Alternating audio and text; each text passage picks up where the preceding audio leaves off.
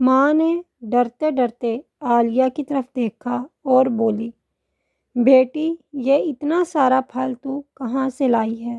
ابھی تو تنخواہ ملنے میں بہت دن باقی ہیں۔ ماں کی آنکھوں میں کرب تھا، دماغ میں جو ممکنہ سچ گھوم رہا تھا اسے سننے سے ڈر رہی تھی، حالانکہ اسے پتہ تھا عالیہ اسے کبھی جھوٹ نہیں بولتی۔ وہ بولی، امی جی آپ پریشان نہ ہوں، آپ کو پتہ ہے میں نہ آپ کو رسوا کروں گی نہ شرمسار ہونے دوں گی۔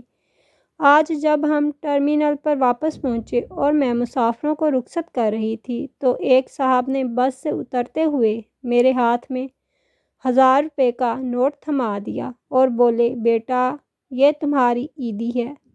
امی جی میری آنکھیں بھیگ گئیں، مجھے ابو بہت یاد آئے۔ مجھے یاد ہے ابو ہمارے لیے موسم کے پھل لایا کرتے تھے۔ میں نے بھی فیصلہ کیا آج گھر پھل لے کر جاؤں گی۔ امی پتہ ہے پھل خریدتے ہوئے میں کیا سوچ رہی تھی؟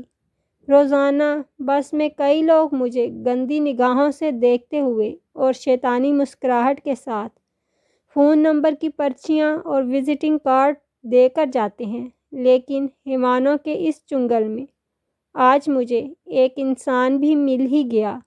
امی مجھے گمان بھی نہ تھا کہ مجھے کوئی بیٹی سمجھ کر بھی مخاطب کرے گا۔ نتیجہ، عورت کی عزت کیجیے۔